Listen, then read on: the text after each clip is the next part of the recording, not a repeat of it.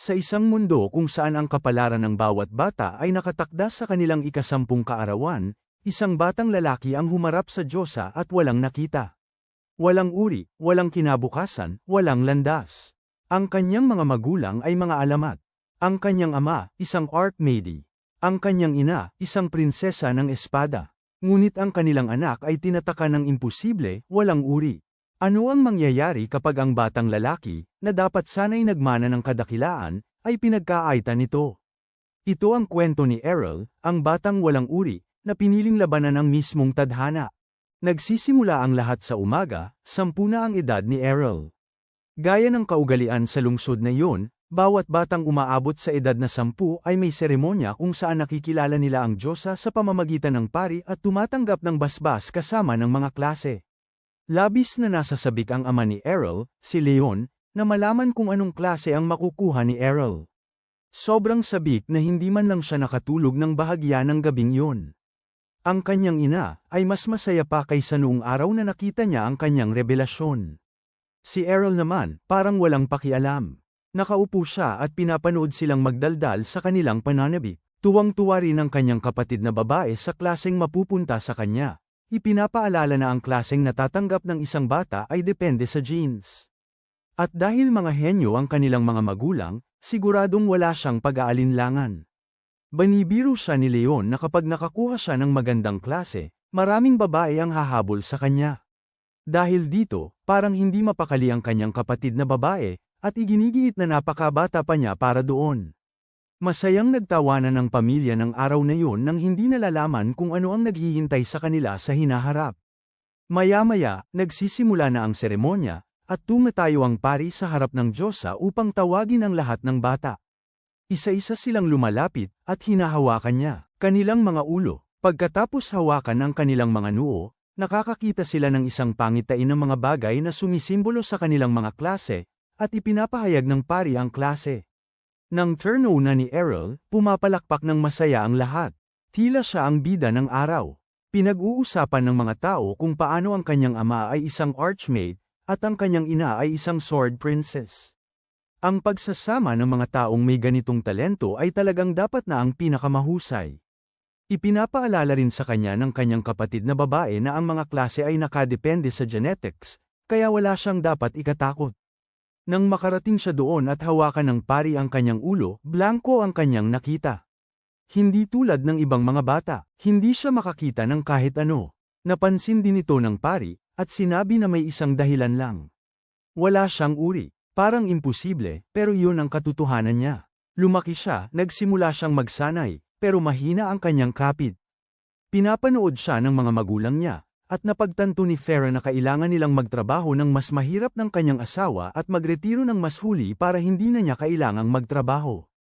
Sawa na siya sa nakakadismayang mga komento nila, pero bago pa siya makapagsalita, pumasok ang kapatid niya at pinagtibay ang sinabi nila. Pero, kalmado siya, pinaupo niya sila at sinabi na hindi siya bigo. Ipinaalala niya sa kanila na nag-e-ensayo siya kasama ang kanyang ina mula pa noong bata siya, at kahit medyo mahirap, matagal na niyang natutunan ang paghawak ng mga armas. Naaalala niya kung paano siya kinakalaban ni Farah at madalas siyang itinutulak sa mga puno kaya kailangan pa siyang hanapin ito. Dahil prinsesa ng espada ang kanyang ina, mas madali para sa kanya. Bagamat mas magiging maayos sana ang kanyang paglalakbay kung mayroon siyang kakayahan sa espada, iginigiit niyang magsisikap pa rin siya. Sa kanyang palagay, kayang abutin ng pagsisikap ang kaya ng kakayahan. Bagamat maaaring mas kailanganin ng pagsisikap, handa siyang gawin ito. Ang marinig siyang magsalita ay nakapagpapasigla. Ang kanyang mga magulang, tunay ngang mas matalino siya kaysa sa kanyang edad, at malayo ang kanyang mararating. Nagpaalam siya sa kanilang mga papuri at humiling na magsanay sa parang. Habang papalapit siya sa parang, narinig niya ang dalawang batang lalaki na nagsasanay ng kasanayan sa espada. Pinuri nila kung paano sila naging mas malakas nang tumanggap sila ng mga kasanayan.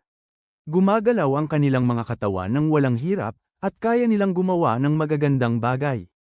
Pagdating niya, tumigil sila at nakilala siya bilang ang batang walang kasanayan. Tinanong nila kung bakit siya naroon sa parang. Sumagot siya na, katulad nila, naroon siya para magsanay.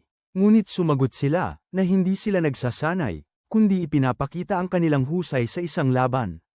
Dahil wala siyang kakayahan, sinabihan nila siyang manood na lang at tingnan kung gaano kaganda ang pagkakaroon nito. Hindi apektado, pinapanood niya sila. Napansin niya na, kahit mahigpit ang kanilang hawak, hindi nila ito lubos na magamit, dahil umaasa lang sila sa mga kakayahan. May kumpiyansa, nagtanong siya kung pwede silang labanan. Buong pagmamalaking nag-alok ang isang lalaki na makipaglaban, pinaalalahanan siya na wala siyang ranggo. At maaaring mamatay kung hindi niya maalala ang kanyang lugar. Tinatanong din niya kung may banal na proteksyon si Arl, at sumagot si Arl ng oo. Binibigyan ng Diyos ang bawat bata ng banal na proteksyon sa kapanganakan, nagbibigay ng lakas at tatag para hindi sila basta-basta mamatay. Dahil mayroon yun si Arl, natutuwa ang batang lalaki na kaya niya itong paulit-ulit na talunin, pero nang itaas niya ang kanyang espada, ipinagtanggol ni Arl ang kanyang sarili. Mabilis na napagtanto ng batang lalaki na malakas si Arl. Tanong ng kanyang kaibigan kung bakit hindi pa niya natatalo si Arl gaya ng plano, pero wala siyang maisagot, kaya tinawag niya ang kanyang kaibigan para sumali. Ipinagtanggol ni Errol ang kanyang sarili laban sa kanilang dalawa, at sila pa ay nauuwi sa pagbubugbugan. Habang humihinto sila para mag-isip ng bagong plano, sinunggaban ni Errol ang pagkakataon na atakihin ang isa na hindi nakabantay. Pagkatapos ay pinadaan niya ang isa pa gamit ang katawan ng kanyang kaibigan. Pareho silang nasa lupa, idineklara ni Arl ang kanyang sarili na panalo. Tumutol sila, sinasabing nandaya siya para manalo, pero dumating ang isang binata na may pulang buhok. Kinutya niya ang mga lalaki dahil hindi sila kasing lakas ng inaakala nila, at nakilala si Arl bilang puna niya na ang pakikipaglaban sa kanyang ina ang dahilan ng lakas ni Arl, pero pinaalalahanan siya na wala siyang kasanayan. Sinasabi niyang kaawa-awa ang mga bata, at yun lang ang dahilan kaya nanalo si Arl. Imbes na masyadong mataas ang tingin sa sarili, dapat siyang labanan ni Errol para makita niya ang totoong pagkakaiba. Nakilala ng mga bata ang pulang buhok na binata bilang anak ni Kapitan Evans, ang pinuno ng mga gwardya ng bayan. Kilala rin ni Errol si Kapitan Evans. Nakita niya itong bumibisita kay Arl ng maraming beses para humingi ng tulong sa paglaban sa mga halimaw. Bagamat inaamin ni Errol na malakas ang kapitan, iginigiit niya na hindi man lang nagmana ang bata sa kanya. Ganun din ang nararamdaman ng bata kay Errol, at nagalit siya. Sa kabila ng malaking serbisyo ni Kapitan Evans sa kaharian at husay sa espada, si Farah pa rin ang itinuturing na pinakamagaling na mandirigma sa bayan. Ito ay nagdudulot sa kanya ng matinding sama ng loob, dahil parang binabaliwala nito ang pagsisikap ng kanyang ama. Nagtataka si Errol kung bakit sa kanya ibinubunto ng bata ang galit kay Farah, ngunit patuloy pa rin ang bata. Ipinapaliwanag niya na mula nang magkaroon siya ng kanyang kasanayan noong nakaraang taon, araw-araw siyang nagsanay ng walang tigil, at isa na siyang medyo magaling na mandirigma ngayon. Kung ang kasanayan at lakas ay namamana, patutunayan niyang mas mahusay ang kanyang pamilya sa pamamagitan ng pagtalo kay Errol. Hindi rin handang matalo si Errol. Pinagtibay niya ang kanyang lakas at naghanda. Nang magsimula ang laban, pantay ang kanilang lakas. Tumugma. Nagtataka ang mga nanunood kung talagang walang klase si Errol dahil lumalaban siya na parang baguhan. Napansin agad ni Errol na lumalaban ang bata ng may emosyon, kaya nagkakaroon ng mga butas sa kanyang depensa. Sinusubukan ni Errol na samantalahin ang mga ito, pero sumagot ang bata gamit ang hiwa ng dalawang espada, at natalo si Errol. Unang beses palang nakakita ni Errol ng lumalaban gamit ang dalawang espada. Ipinaliwanag ng bata na ito ay isang kasanayan sa pag-atake para sa mga mandirigmang may klase, na hindi kayang depensahan ni Errol. Tinanggap ni Errol ang pagkatalo at umuwi. Pagkalipas ng ilang araw, ginaisang siya ng maaga ng kanyang kapatid, at dahil hindi siya taong umaga, nagtalo sila. Pagkatapos ng agahan, umalis siya para magsanay, pero sinubukan siyang pigilan ng kanyang kapatid, sinasabing masyado siyang mahigpit sa sarili niya. Nangako siyang gagawa siya ng mundong hindi niya kailangang maghirap. Hindi niya ito pinansin at umalis. Pagkaalis niya, nagpahayag siya ng pag-aalala kay Farah, na nagbigay katiyakan sa kanya. Ipinakita ni Farah sa kanya ang kahon ng mga sirang espada na inuuwi ni Arl gabi-gabi. Iginiit na ang pagsasabay kayang makipag-sparring sa mahuhusay na kapwa mandirigma ang nagbibigay sa kanya ng lakas, kaya walang dapat ipag-alala. Gaya ng inaasahan, naroon na si Errol sa kanyang lugar ng pag-eespadahan. Tinitiis niya ang lahat ng pagkatalo laban sa batang lalaking pula ang buhok para lang matutunan ang teknik ng kambal na espada. Pagkatapos ng mahabang ensayo, sa wakas ay nagtagumpay siya. Nahulaan niya ang isang duwende sa kanyang likuran, at nang umatake ito, bumaling siya at ginamit ang kambal na espada para patayin ito. Bigla, nakarinig siya ng isang mas malakas na halimaw na papalapit. Nabigla na makatagpo ng ganitong uri ng hayop na malapit sa bayan, nagpasya siyang balaan ang mga gwardya. Ngunit pagkatapos ay nakarinig siya ng boses ng isang batang lalaki. May taong nasa panganib. Palihim siyang lumapit at nakita niya ang batang lalaking pula ang buhok. Nakita rin siya ng bata. Napagtanto ni Errol na nagsasanay ding mag-isa laban sa mga halimaw ang bata, na siyang dahilan kung bakit nakikipaglaban sa kanya ngayon ang Hobgoblin. Gustong tulungan ni Errol, pero nag-aalangan siya. Kailangan niyang tiyakin na kaya ng kanyang mga kasanayan. Pili ang kanyang sandali, sumugod siya ng aatakihin na ang Hobgoblin at pinatay ito gamit ang kambal na espada. Ang bata, nagulat, ay bumagsak. Nakita ni Errol na wala na ang kanyang banal na proteksyon, at nagtanong tungkol sa kanyang banal na tubig. Pero basag ang bote. Inalok ni Errol ang kanya, na agad siyang binuhay. Habang bumabawi ang bata, gusto niyang malaman kung anong kasanayan ang ginamit ni Errol. Si Errol, ipinaliliwanag niya na tiniis niya ang lahat ng atake nito para lamang pag-aralan ng mabuti ang teknik ng kambal na espada, at pagkatapos ay nagsanay ng mag-isa. Bagamat nahihirapan siyang paniwalaan, alam ng bata na totoo ito. Para subukan ito, hinamon niya ulit si Errol, sa pagkakataong ito dahil sa pasasalamat. Naglaban sila, at winasak ng kambal na espada ni Errol ang kanyang espada. Pagkatapos ay ginulat siya ni Errol sa pamamagitan ng pagbunot ng pangatlong espada. Kahit ang mga mandirigmang may ranggo ay hindi kayang humawak ng tatlo, ngunit pinaalala ni Errol sa kanya na hindi niya nakuha ang kanyang mga kasanayan sa pamamagitan ng ranggo, kaya wala siyang limitasyon. Sa pamamagitan ng pagsisikap, kaya niyang patuloy na isaayos ang kanyang lakas hanggang sa gumana ito. Ayaw tanggapin ng bata ito, ngunit sa laban muli, iginigiit niya na imposibleng mas mabilis ang espada ni Errol kaysa sa kanya, at umaasa siyang mananalo doon. Gayunpaman, pinabagsak siya ni Errol. Paglakad palayo, ipinahayag ni Errol ang kanyang tagumpay. Ilang araw ang lumipas, sinabi ni Fera kay Leon na pupunta ang anak ni Evan sa Brescia.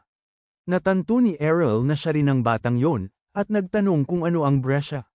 Ipinaliwanag nila na ito ay isang samahan para sa mga espada, at magiliw na ginunita ni Fera ang kanyang panahon doon bago magpakasal. Tuwang-tuwa, sabik din si Errol na pumunta, ngunit una, kailangan niyang lumakas ng sapat upang ituring na karapat-dapat. Kaya ba niya yun? 5 taon ang lumipas, sa isang lugar sa gubat, isang karwahe na may kalahating dosenang pasahero ang patungo sa Brescia, ang lungsod ng mga espada. Ipinapalam ng nakasakay na, kapag nalagpasan nila ang mga bundok na nasa harapan, mararating na nila ang Brescia, at sa pagkarinig niyon, isang babaeng pasahero na kabilang sa uring 2 espada ay nasa sabik dahil pangarap niya nang makapunta roon. Ganoon din ang masasabi sa isa pang pasahero na isang barbaro, ngunit ayaw niyang makipag-usap sa babae dahil sa kanyang piniling damit. Nagreklamo siya tungkol sa laki ng espada niya, na ikinagalit ng babae at muntik na silang magkainitan. Buti na lang, napakalma sila ng kutsero sa pamamagitan ng pagpuri sa kanila, na binabanggit kung gaano silang kagaling dahil pareho silang kabilang sa mga advanced na klase. Dahil magaling silang lumaban, hiniling ng kutsero na gamitin nila ang kanilang mga kapangyarihan at talunin ang isang hukbo ng mga orc na papalapit sa kanila. Gayunpaman, wala na ni isa sa mga mayabang na pasahero ang nagpakita ng kumpiyansa sa sarili pagkatapos makita ang Orc King sa gitna ng hukbo ng mga orc. Ang barbaro ang unang tumakbo palayo sa gulo, kasunod ang alin ng melon, iniwan ang iba pang mahihinang pasahero na parang mga duwag. Nagtataka ang kutsero kung ano ang dapat niyang gawin ngayon nang biglang may isang pasahero na lumabas mula sa karwahe. Si Errol pala, at buong tapang siyang sumugod sa mga kaaway, inaatake sila sa bilis na halos hindi siya makita. Nakilala ng kutsero ang galaw ni Orel bilang kasanayang blink dash at sabik na pinanood ang mahusay na espada na harapin ang daan-daang orc ng mag-isa. Habang pinapatumba ni Orel ang mga kaaway, iniindayog ang kanyang espada na parang sumasayaw, namangha ang kutsero, nakikilala ang galing na pagmamay-ari ng prinsesa ng espada. Tila, ang ganyang galing ay natututunan lamang ng mga babae mula sa parehong antas, kaya hindi maintindihan ng kutsero kung paano ito nagagamit ng lalaking ito. Ang hindi niya alam ay ang ating walang uring batang si Errol dito ay pinagpala ng kapangyarihan ng koneksyon. Kaya syempre, siya ay napakalakas. Hindi nagtatagal kay Errol para talunin din ang Orc King, at kapag natapos niya ang trabaho, bumabalik siya sa karwahe, humihiling sa driver na magpatuloy sa pagmamaneho papuntang Brescia, na binabanggit na gusto niyang pumunta doon para magsanay at maging mas malakas.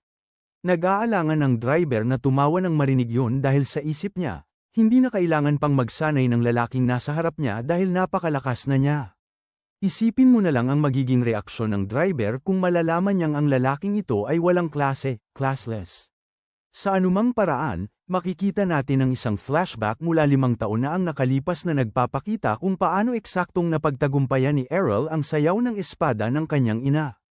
Ito ay isa sa mga araw na iyon noong nagsasanay siya kasama ang kanyang ina, si Farah, nanunood noong siya, pagkatapos ng napakaraming ensayo, ay nagawang muling gawin ang kasanayang paghiwa ng kambal na talam.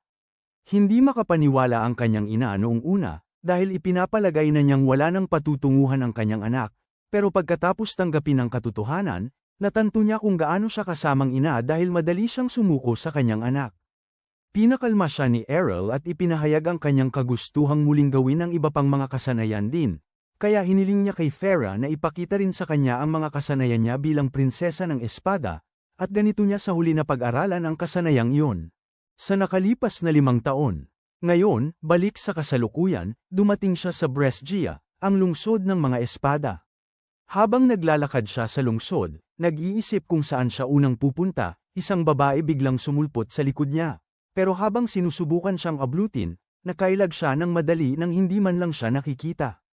Napagtanto ng babae na may talento siya, kaya sinimulan niya ang kanyang karaniwang panghihikayat bago siya inalok na sumali sa kanilang guild.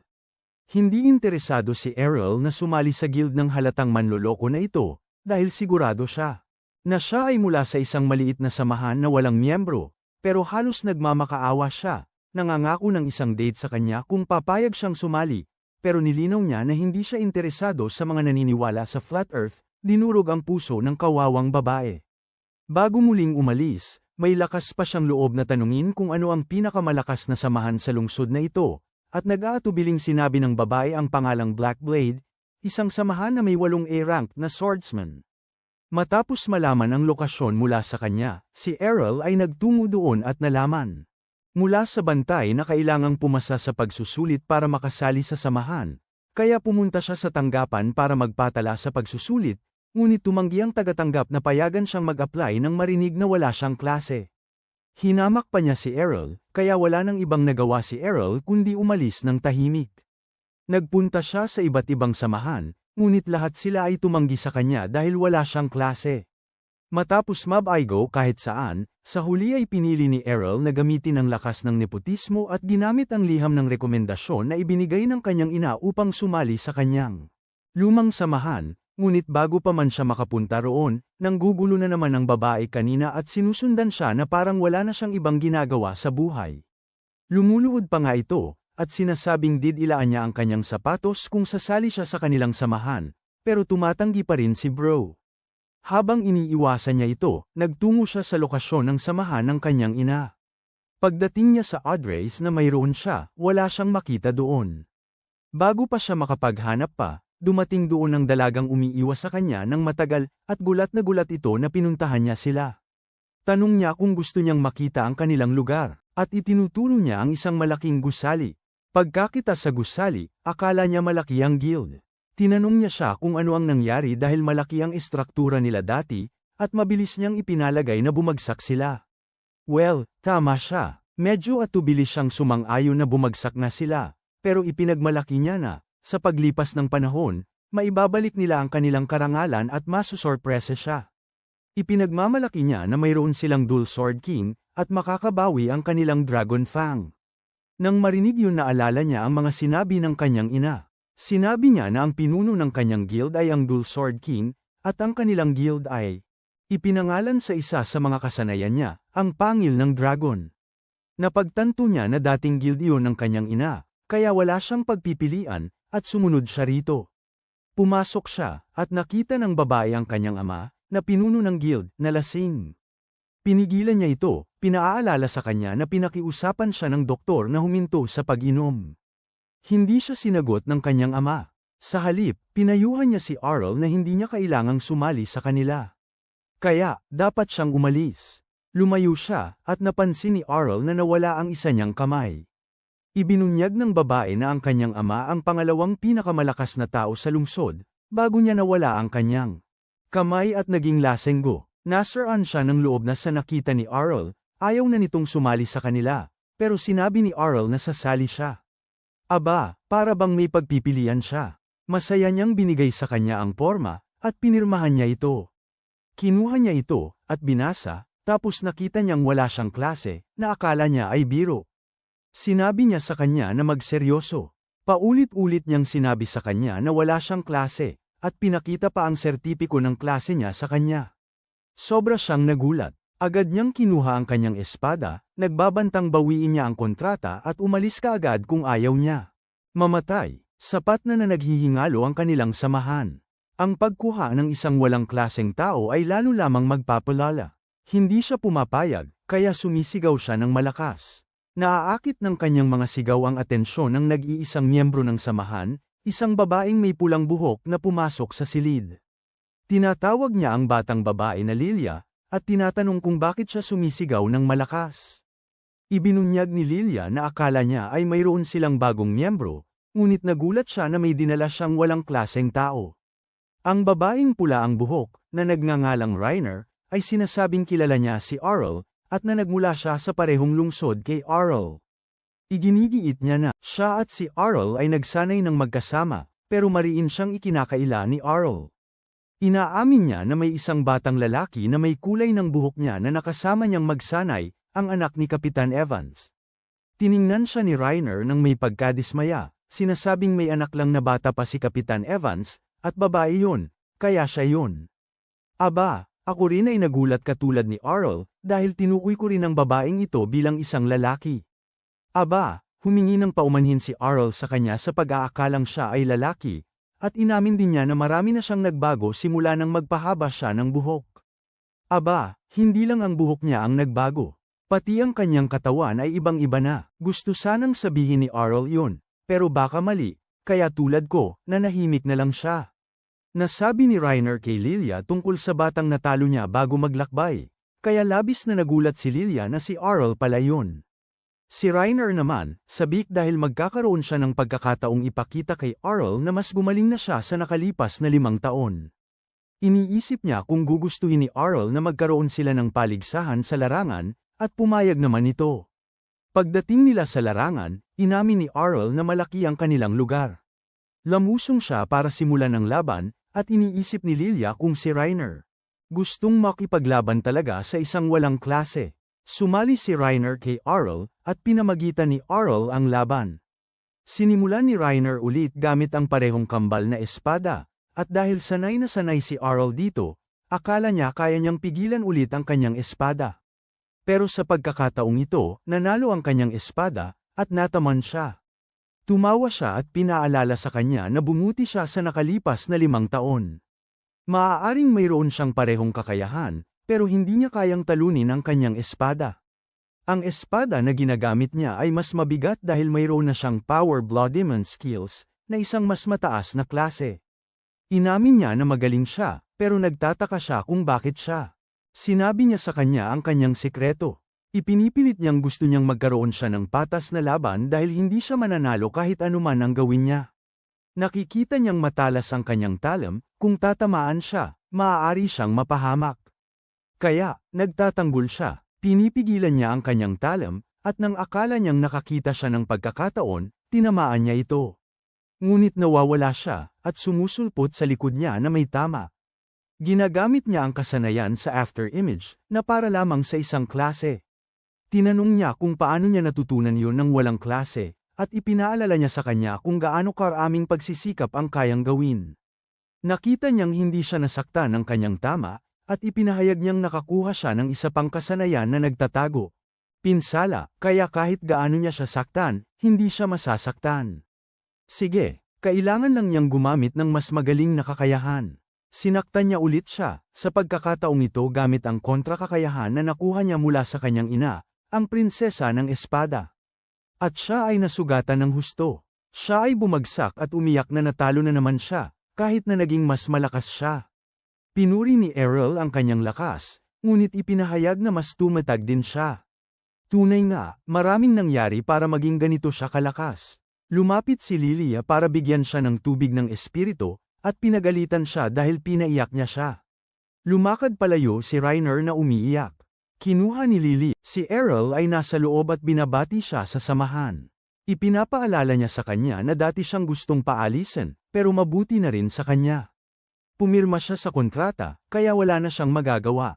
Tinatanong niya kung paano nawasak ang kanilang samahan, at ipinapakita niya na sila ay may utang. Tinatanong niya kung magkano ang utang nila, at ibinubulong niya ito sa kanyang tainga. Pinapalakas niya ang kanyang loob na malapit na ang kompetisyon ng mga samahan, at mababawi nila ang pera kung mananalo sila. Kaya siya naghahanap ng bagong miyembro dahil kailangan silang tatlo para makapag-apply. Ayos lang sa kanya yon, at pinapalakas niya ang kanyang loob na kaya nila yon, pero nakikita niyang nag-aalinlangan siya. Kinu-question niya siya, at isinisiwalat niya na ang bawat ibang samahan ay mayroon 5 miyembro, at kailangan nilang labanan ang 5 miyembro. Mas lalo itong nagpapalakas ng loob kay Errol, dahil nangangahulugan itong mas lalakas siya. Tinitignan sila ng kanyang ama mula sa pintuan, at siya ay nasisiyahan. Tinanong ni Errol kung bakit nanatili si Reiner sa kabila ng kanilang kalagayan, at ipinaliwanag ni Lilia kung paano tinanggihan si Reiner nang makarating siya sa lungsod hanggang sa tinanggap siya ng kanyang ama.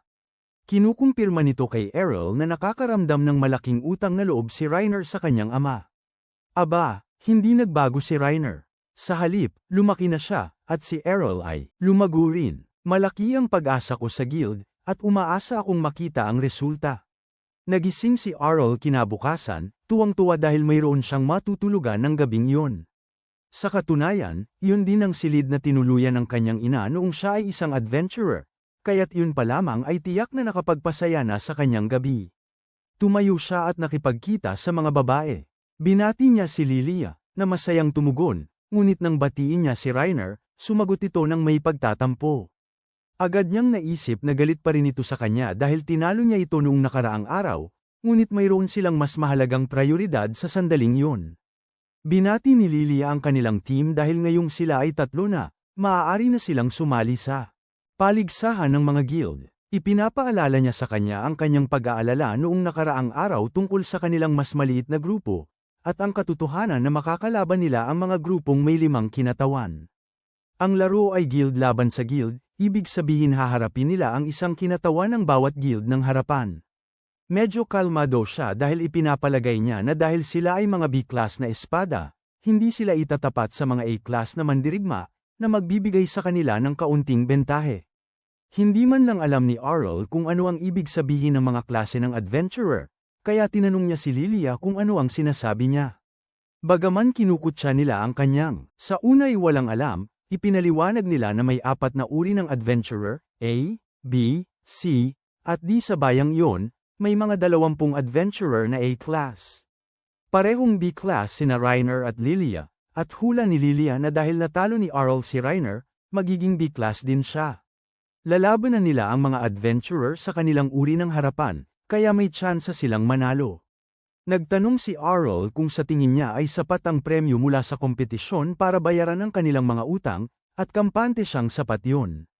Agad siyang umalis para tingnan kung sa anong guild sila itinalaga para makapaghanda sila ng maayos. Habang si Lilia ay paalis, tinatangkaring umalis si Reiner, pero tinawag siya pabalik ni Errol. Naalala niya na ipinagmalaki nito na isa siyang malakas na swordsman, kaya tinanong niya kung ano pa ang ibang kasanayan nito. Ibinunyag niya na mayroon siyang kasanayang lakas ng loob, na nagpapataas ng kanyang proteksyon mula sa pinsala, at gustong-gusto ni Errol ang ideya na magkaroon din ng kasanayang iyon. Tinanong niya kung pwede niya siyang hampasin ng kanyang espada, pero nag-aalala siya na baka masaktan niya ito.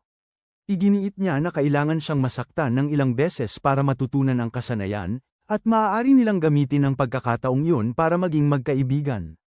Sineseryoso niya ang komento nito tungkol sa pagiging magkaibigan, Pero agad niyang nilinaw na siya ay ang kailangan lang ay galing. Tinatawag niya itong tanga, bakit pa raw kailangan masaktan, pero hindi niya kailanman maiintindihan ang pinagdadaanan ng isang bayaning walang angking galing. Ipinapaalala niya na gaano man ito kasipag, hindi nito malalampasan ang galing na bigay ng mga Diyos. Kaya, sayang lang ang pagpupumilit na matutunan ito ng mag-isa. Sinusubukang patunayan na mali siya, nagpunta ito sa lugar ng pagsasanay kasama siya. Doon, kinuha niya ang espada nito, pero iginigingit nito na hindi niya ito kailanman kayang buhatin dahil 5 beses itong mas mabigat kaysa sa normal na espada. Laking gulat niya, madali niya itong nabuhat. Gulat na gulat siya dahil nagagamit lamang niya ito dahil sa kanyang malakas na kasanayan sa espada, pero hawak niya ito nang wala. Ipinapaalala niya sa kanya na mayroon siyang ibang kasanayan na mas malakas kaysa sa kanya, kahit walang basbas ng mga Diyos. Inaamin niya na minamaliit niya ito, at humihingi ng paumanhin. Nag-aalok itong tulungan siyang magsanay, pero nagbabala na huwag siyang umasa na magiging magaan siya, at hindi nga siya umaasa. Habang sila'y nagsasanay, bumabalik si Lilia na takot na takot. Katutuklas lang niya kung sino ang una nilang makakalaban, at masama itong balita. Nakita niya ang kanyang mga kasapi ng guild sa parang at sumugod sa kanila. Nang hindi tinitingnan ang ginagawa nila, bigla niyang sinabi na ang una nilang makakalaban ay ang itim na Talam. Ang kasalukuyang nangungunang samahan sa kaharian. Sila ay mayroong 8 A-class na mga espada, at ang kanilang pinuno, si Gaorg, ay galit na parang vampira. Siguradong tatalunin niya sila. Sa kabila ng tila kawalan ng pag-asa ng kanilang sitwasyon, ayaw niyang sumuko. Iyon mismo ang dahilan kung bakit kailangan nilang manalo. Nakita niya si Errol na sugatan sa lupa at sinigawan si Reiner dahil sinaktan niya ito, kahit na ipinaliwanag niyang nagsasanay lamang sila. Matapos ang mahigpit na sesyon, bumangon si Errol at naghanap ng pagkain. Dumating ang araw ng kompetisyon, at nagtipon ang bawat kalahok sa malawak na patlang. Dumating din ang mga manunood upang tumaya sa kanilang paboritong mga koponan, at syempre, lahat ay pumupusta sa Black Blade. 2 sugarol sa malapit ay nagbibirong laban daw ito sa pagitan ng Guild of Old Glory at Guild of New Glory, at alam na nilang magagalit si Lilia, ipinipilit na mananalo ang kanyang koponan, pero hinihila siya ni Reiner pabalik at pinapakalma.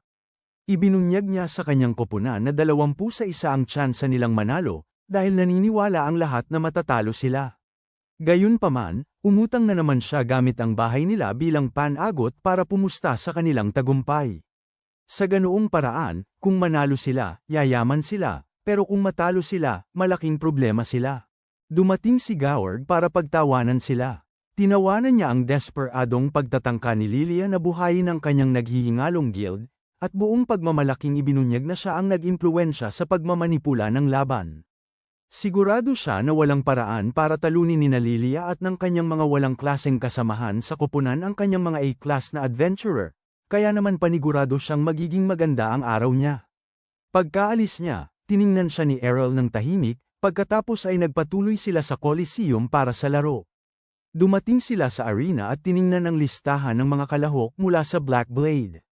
Kinilabutan ang lahat sa mga pangalan, maliban kay Errol, na sa tingin niya ay ordinaryo lang.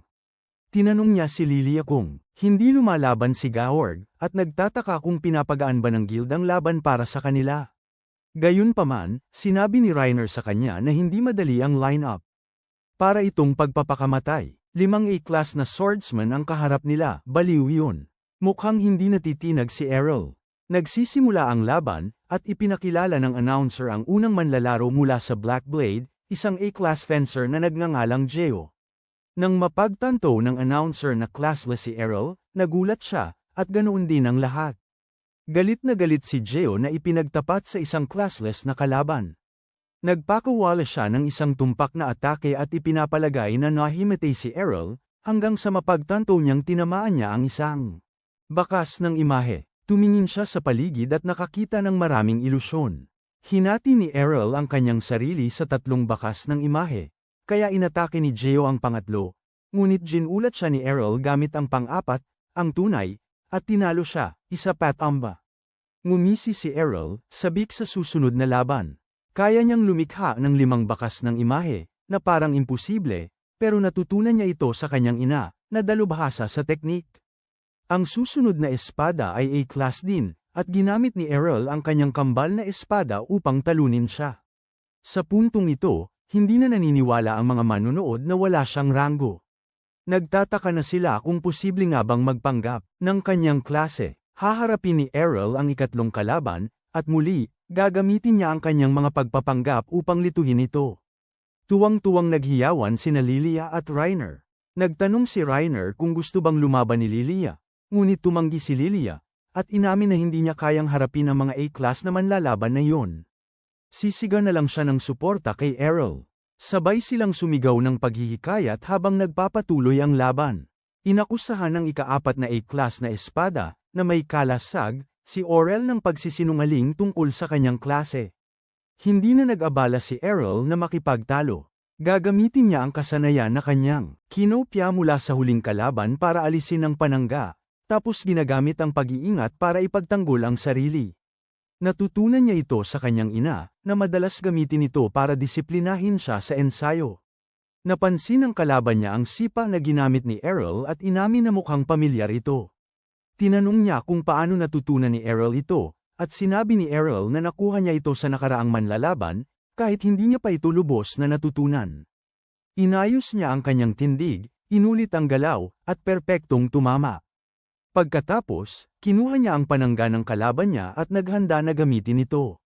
Iginiit ng kalaban na hindi niya papayagan si Errol na gamitin ang kanyang kagamitan. Ang galing laban sa kanya, pero sa totoo lang, wala siyang pagpipilian. Habang nagpapatuloy ang kompetisyon, nagreklamo si Lilia kay Reiner na hindi niya alam na ganoon kagaling si Arl. Kung alam lang niya, mas marami pa sana siyang inutang gamit ang mga armas ng kanyang ama para mas malaki ang mapanalunan nila. Sinabihan siya ni Reiner na kalokohan yun. Anong gagawin niya kung matatalo sila? Pero sabi ni Lilia may plano na siya para pagkatapos nilang manalo. Akala ni Reiner, party yun. Pero ang tunay na plano ni Lilia ay pakasalan si Errol. Sa gayon, kung matalo sila at habulin sila ng mga nagpapautang, makakatakas siya kasama ito. Alam niyang lagi niyang maitatayong muli ang samahan. Iginiling ni Reiner ang kanyang mga mata at patuloy na nanunood. Nagulat ang kalaban ni Arl nang makita niyang ginamit ni Arl ang kanyang panangga, sumugod sa kanya, at nanalo. Nang ideklarang panalo si Arl sa ika-4 na round, natahimik ang lahat. Walang naniniwalang wala siyang klase. Tinatawag siyang sinungaling at hinihingi na kanselahin ng mga organizer ang laban. Ang tagapagbalita, dahil sa pressure, ay nagpahayag na inaprubahan ng mga organizer ang isang pampublikong pagsubok sa klase ni Errol. Tinanong niya kung sumasang-ayon siya. Sumagot siya ng oo. Inilagay niya ang sobre sa ibabaw ng crystal ball, at kinumpirma nito na si Errol ay talagang walang klase. Sa paglabas ng katotohanan, nagpapatuloy ang laban. Ang ika-5 manlalaro ay ang bihasang mandirigma ng espada na si Ma Samyun. Nakilala siya ni Lilia at Reiner bilang isang mandirigma mula sa silangan. Hindi nila alam na bahagi siya ng Black Blade. Tinawag nila siyang sikretong armas ni George. Nakita ni Arl ang katana sa likod ni Ma Samyun at agad nakaramdam ng panganib. Kahit sa malayo, ramdam niya ang banta, kaya balak niyang lumayo. Inamin ni Ma Samyun na matalino si Arl dahil naglalayo siya. Nagbabala siya na kapag lumapit si Arl, gagamitin niya ang kanyang master skill. Umusbong ang kuryosidad ni Arl. Gusto niyang gamitin niya ito, kaya lumalapit siya. Nang gagawin na niya ito, sumugod si Ma Samyun gamit ang Yi-sword, ngunit laking gulat niya, isang anino lang ang tinamaan niya. Lumitaw si Errol sa likod niya, kalmado gaya ng dati, at sinabing mabilis si Ma Samyun, ngunit sinanay siya ng mas mabilis pa. Pinakawalan niya ang Tempest Thrust, ang pinakamagaling na kasanayan ng prinsesa ng espada, at tinalo si Ma Samyun sa isang atake lang. Napakabilis ng atake na kahit ang mga nanunood ay hindi ito nakita. Nagprotesta ang mga tao, talong-talo sila sa pastahan. Nagyakapan si Lilia at Reiner sa tuwa. Lumapit si Arl, at sinubukan siyang sorpresahin ni Lilia ng yakap, ngunit umiwas siya. At siya'y bumagsak.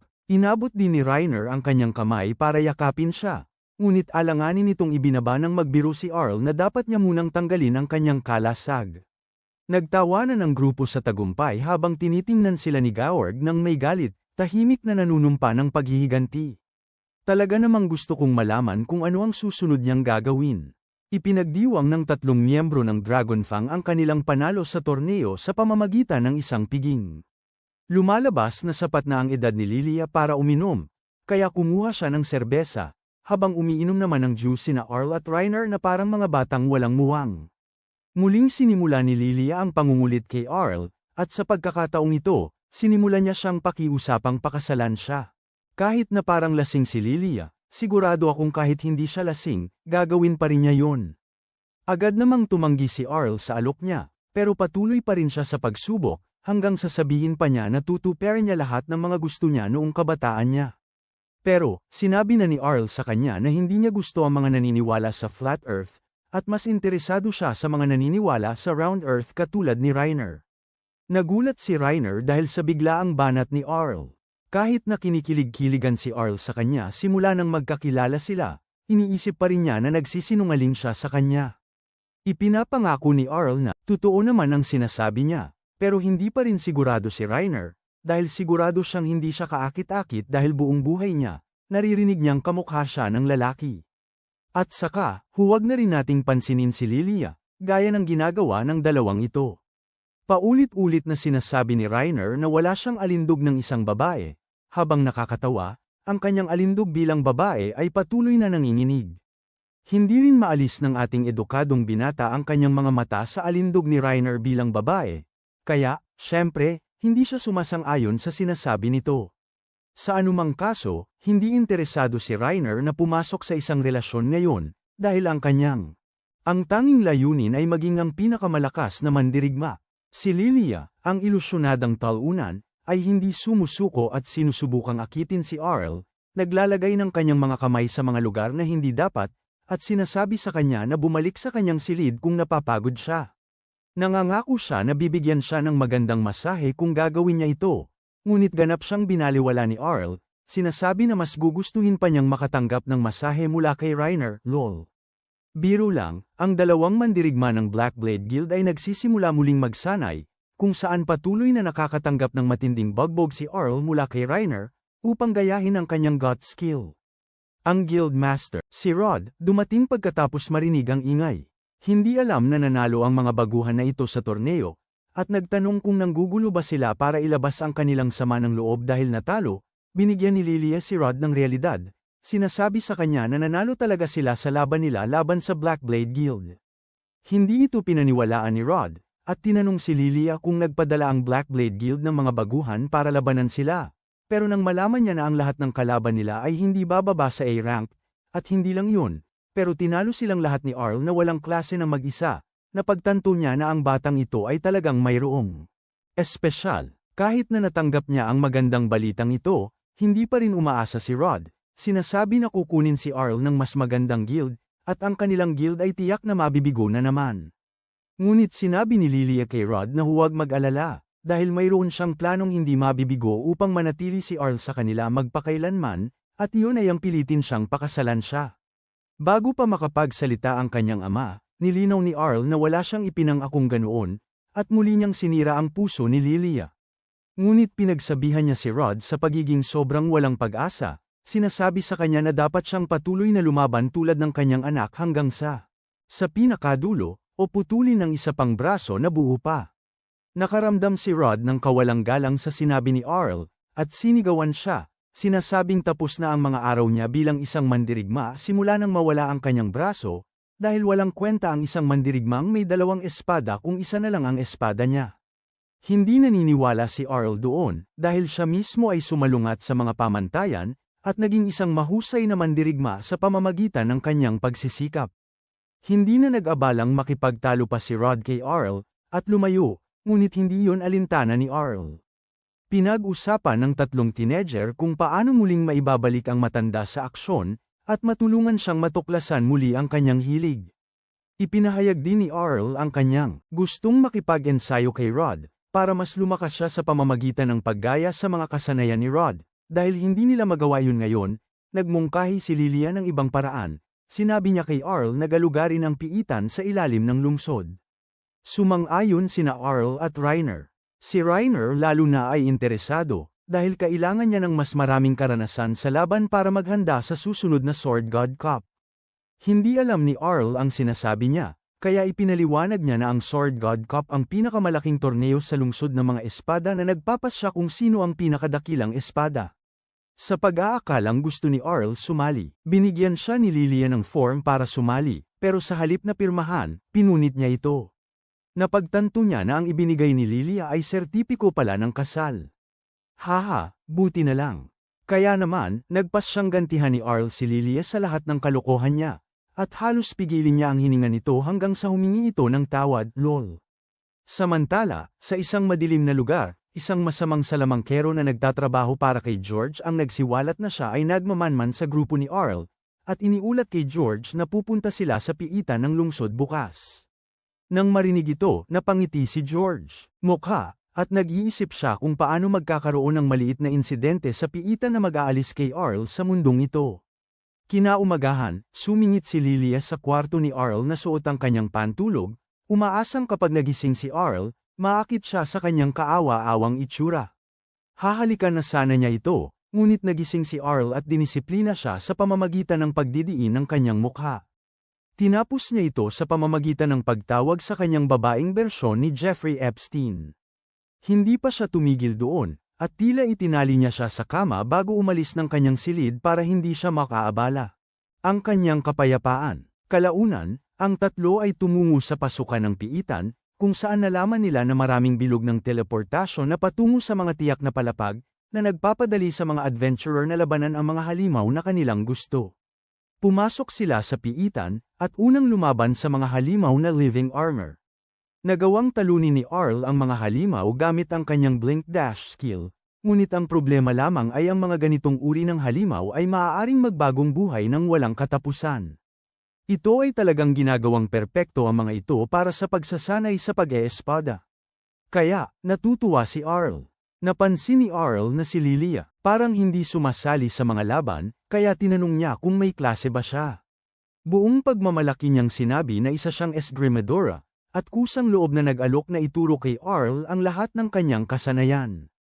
Gayunpaman, hindi kailangan ni Arl ang kanyang mga kasanayan bilang baguhan, dahil mayroon na siyang lahat ng kasanayan ng mas mataas na antas ng esgrimador, na kung tawagin ay espada prinsesa, ang klase ng kanyang ina. Dahil dito, parang walang silbi si Lilia, at hindi nakalimutan ni Arl na sabihin ito ng malakas. Lol. Naniniwala pa rin si Lilia na may maituturo siyang mas kapaki-pakinabang kay Arl, at iyon ay ang magkaroon ng habag. Pagkarinig nito, kapwa napatitig sina Arl at Reiner, kay Lilia sandali bago tuluyang baliwalain ang kanyang pag-iral. Naglakad ang dalawang mandirigma nang bigla silang makarinig ng mga sigaw ng tulong mula sa malayo. Dahil sa kanilang pag-uusisa, pinuntahan nila ang nasaktang batang lalaki. Nakita nila siya sa isang lugar na puno ng kanyang dugo habang sumisigaw na nakikipaglaban siya sa isang patibong at hindi na niya makontrol ang sitwasyon. Ang kanyang kalagayan ay hindi naman ganoon kat-anji-tangi, lalo na dahil alam nilang lahat na nangyayari ang mga ganoong bagay sa piitan. Nag-alok si Reiner na dalhin siya sa isang ligtas na lugar, ngunit sinabi niya na kailangan niya silang iligtas muna ang kanyang mga kaibigan. Napaisip si Reiner tungkol sa kanyang problema, at mukhang makatarungan. Kaya iminungkahi niya na pumasok sila sa piitan at tulungan ang kanyang mga kaibigan. Ngunit, pinigilan sila ni Lilia. Iginiit niya na hindi sila basta-basta tutulong sa kanya nang walang kapalit, kaya dapat niya silang bayaran. Aba, lumalabas na wala pala sa kanya ang habag na gusto niyang ituro. Sinabi ng bata na pamilyar siya sa kanya, dahil nakita niya siya sa ilang panayam.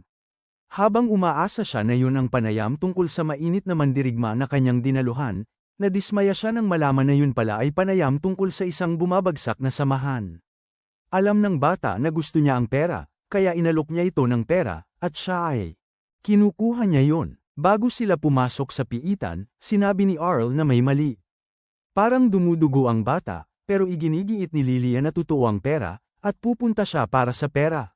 Sinundan nila ang bata sa mga kaibigan niya. Naiisip ni Arl na peke ang mga sugat ng bata. Dumudugo siya, nawala na ang kanyang proteksyon mula sa langit, pero nakakalakad siya ng maayos.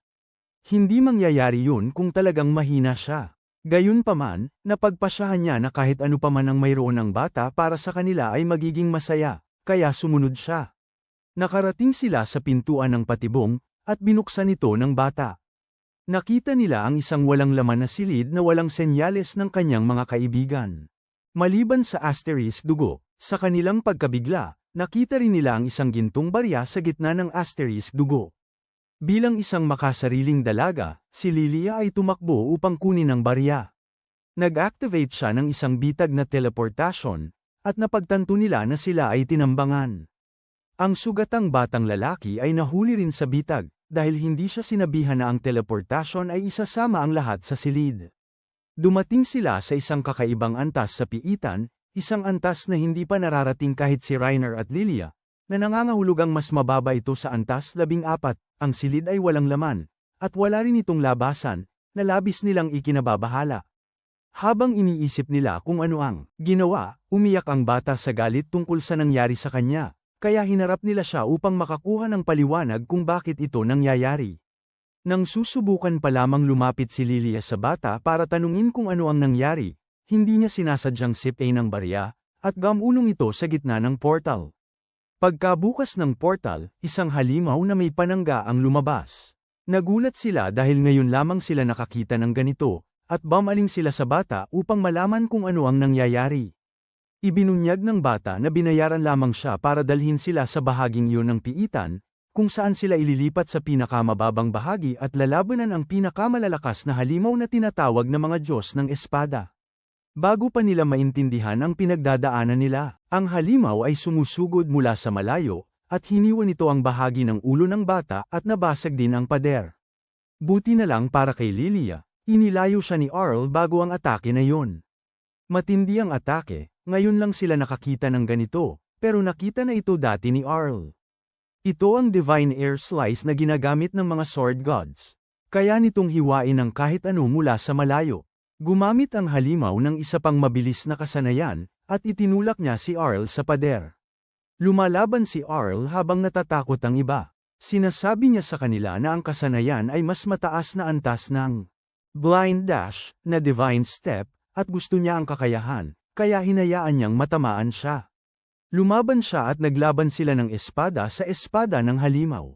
Bigla, gumamit ang halimaw ng malakas na kakayahan, ang Divine Presence. Sobrang lakas ng presensya kaya hindi na makagalaw ang mga tao. Ipinabalik nito si Arl noong nag-eensayo siya kasama ang kanyang ina. Pagkatapos ng ilang beses na tinamaan siya nito gamit ang Divine Presence, sinabi ng ina niya na mayroon na siyang natutunan, pero pagkatapos gumamit ng Divine Pagpapakita, ang susunod niyang kailangang gamitin ay ang walang hanggang pagkawasak. Inaatake siya nito, at kumalat ang liwanag sa kalangitan. Sa sandaling yun, nagpasya siyang gamitin din ito sa halimaw. Tinamaan niya ang halimaw sa pamamagitan ng paghagis ng barya at paghiwa rito. Pagkatapos, naglaho ang halimaw. Namamangha ang lahat. Tinanong nila siya kung paano niya natalo ang isang Diyos ng Espada, at isiniwalat niya na sinanay siya ng isang Diyos ng Espada. Ang kanyang ina nga ay isang Diyos ng Espada na nagbalat kayong prinsesa ng Espada. Dahil ayaw niya ng atensyon. Sana raw ay hindi na lang sumali o lumaban sa kanya si Reiner dahil wala siyang laban sa isang katulad niya. Dahil tinalo na nila ang Diyos, bumukas ang isang portal, at handa na silang umalis. Pinakiusapan ni Lilia ang bata na sumama sa kanila, at nagulat ang bata na kinaawaan nila siya kaya isasama nila siya. Maya-maya, pumunta si Rod sa bar para uminom. Iniisip niya ang mga salita ni Errol na ang kailangan lang niya ay isang braso. Habang pinag-iisipan niya ito, may mga batang nag-uusap tungkol sa patibong na inilagay nila para sa mga abenturero at kung paano nila iniwan ang isa nilang kaibigan para mamatay kasama nila. Narinig ni Rod ang pangalan ng samahan at inisip na anak niya yon. Nagmamadali siyang lumapit sa mga lalaki at tinanong kung ano ang ibig nilang sabihin. Sa galit, sinira niya ang mesa nila at naghingi ng paliwanag. Bago pa man niya sila labanan, masayang dumating si George sa likuran niya. Sinabi niya na dumating siya para ipaalam ang masamang balita na ang kanyang anak at ang kaibigan nito ay nasawi sa piitan. Sumigaw si Rod na si George ang siyang some-iron ng kanyang kamay, at hindi niya maintindihan kung bakit pati ang anak niya ay kinuha ni George. Bago siya bumagsak dahil sa balita, dumating si Lilia at ang kanyang mga kaibigan sa parehong bar para ipagdiwang ang kanilang pinakahuling panalo. Nakita niya ang kanyang ama at si George at nagtaka kung bakit sila naroon. Gulat si George na buhay sila at nagtataka kung paano sila nakaligtas sa silid na yun. Inamin nila na mahirap ang laban, ngunit kasama si Errol, kaya nilang manalo. Hindi makapaniwala si George na nakaligtas sila, kaya nagalit siyang umalis. Nagpunta siya sa kanyang silid para magdabog, sumisigaw na matagumpay niyang natalo si Rod sa pamamagitan ng pagwasak sa kanyang braso, at nawala ang prinsesa ng espada. Ngayong dapat siya na ang pinakamalakas na tao sa kaharian, kailangan pa niyang makipagkumpitensya sa isang batang walang pinag-aralan. Ang kanyang galit ay nagpapasimula ng isang espada na puspos ng galit. Nag-aalok ang espada na tulungan siya. Tatanggapin kaya niya ang alok na ito? Sulit ba ang kanyang puot na siya'y bumaba pa ng higit?